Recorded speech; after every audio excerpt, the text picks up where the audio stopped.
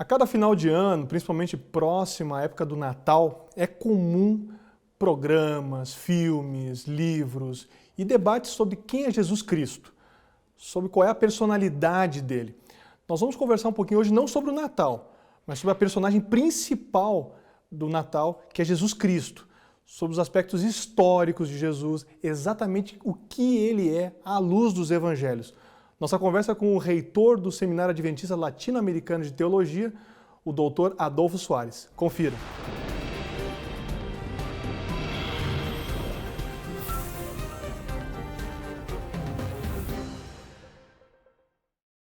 Tudo bem, doutor Adolfo? Como é que está? Tudo bem, graças a Deus, e feliz por essa nova oportunidade de falarmos com as pessoas. Doutor Adolfo, como é que nós podemos entender Jesus, Jesus Cristo, fora da narrativa dos evangelhos? Nos relatos extrabíblicos, o que exatamente foi produzido sobre Jesus Cristo no aspecto histórico? Algumas pessoas pensam que Jesus Cristo é um personagem, uma pessoa apenas da fé. Na verdade, Jesus tem um registro histórico consistente, extrabíblico. E poderíamos mencionar aqui vários documentos, mas eu queria fazer menção a alguns deles, por exemplo, Plínio o Jovem. Plínio o Jovem é considerado um dos maiores escritores de cartas do mundo. As cartas são tão importantes que viraram documentos literários. Pois é, Plínio o Jovem, escrevendo cerca de 112 depois de Cristo, ele faz menção à historicidade de Jesus Cristo. É um documento que é extrabíblico, o que atribui confiabilidade a ele. Além de Plínio o Jovem, nós temos Cornélio Tácito, é considerado um historiador bastante confiável também. Sim. E não desfrutava, não compartilhava da fé cristã, o que atribui maior credibilidade ainda aos seus relatos. Ou seja, eles não eram cristãos e nem conviviam com os discípulos. De maneira né? alguma, eles apenas registraram, relataram aquilo que eles presenciaram. Depois de Cornélio Tácito, nós temos Suetônio, também escrevendo por volta de 120 a.C., isso aqui vou mencionar, olha o que ele escreveu. Desde que os judeus estavam promovendo distúrbios constantes por instigação de Crestus. Olha só. Há diversos comentários de quem seria Crestus, mas nós entendemos, e a história entende, que esse Crestus era Jesus Cristo. Eu poderia falar de Luciano de Samosata, que também escreveu nesse período, cerca de 170 depois de Cristo, também atestando a historicidade de Cristo. Em resumo, Cristo é uma pessoa da fé, sim, mas uma pessoa da história. Existiu, claro, a história registra a sua passagem por essa terra. Interessante. E fora que o senhor nem comentou o mais conhecido, que é Flávio José, que todos já têm até bastante referências, né? Eu mencionei apenas aqueles que talvez possam não ser tão conhecidos das pessoas. Agora, indo para dentro da narrativa bíblica, doutor Adolfo, como Jesus é retratado? Porque às vezes a gente vê em filmes, vê em revistas, em reportagens, Jesus é apresentado como um revolucionário, um defensor dos pobres, Jesus como uma figura bastante proeminente na sua sociedade, mas que arregimentou um grupo de discípulos, a quem sabe até para questionar o que estava estabelecido, os governos, mas não é exatamente isso que se retrata na narrativa bíblica dos evangelhos, né? É verdade. Essa menção que você fez fortalece algumas linhas teológicas da contemporaneidade. Mas se nós formos ao registro mais fidedigno da Bíblia sobre Cristo, que é o registro dos evangelhos, nós teremos uma figura bem diferente dessa que você relatou. Por exemplo, Mateus enfatiza a figura de Jesus como o Messias. Se nós formos para Marcos, que provavelmente seja o evangelho mais antigo, nós vamos ter uma atenção especial que Marcos dá à constante atividade de Cristo entre as pessoas. Quando o senhor fala de mais antigo, o que mais ou menos significaria o evangelho de Marcos, escrito em mais ou menos em que época? Assim, nós estamos falando aí por volta do século, da década de 60 da nossa era.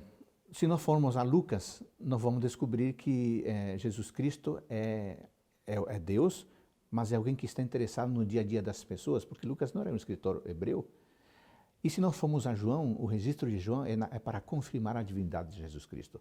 Então, esses quatro aspectos, essas quatro faces de Cristo, conformam quem de fato Jesus foi e o que ele fez quando esteve aqui na Terra, qual foi a ênfase da sua missão. Interessante. Agora tem um outro aspecto também que nos chama a atenção em relação a figura de Jesus, que é a questão, digamos assim, divino-humana, né? Porque essa é uma questão que também é até bastante tratada, talvez, no Evangelho de João, né? Como conciliar o fato de Jesus ser Deus, mas ao mesmo tempo ser um personagem humano, que historicamente esteve aqui, que passou por aquilo que os escritores relataram, tanto os extra-bíblicos quanto os que estão na narrativa bíblica. Como é que é possível conciliar isso, essa visão dupla da personalidade de Jesus? Esse é um grande desafio ao nosso intelecto, mas há registros claros nos evangelhos a respeito da divindade e da humanidade de Jesus, que não deixam margem a nenhuma dúvida que ele carregava em si essa característica de um ser divino e um ser humano. Então, por exemplo, os evangelhos registram os mesmos atributos de Deus para Jesus Cristo. Então, ele é onipotente, ele é onisciente, ele é santo, ele é misericordioso, ele é amorável, ele é eterno.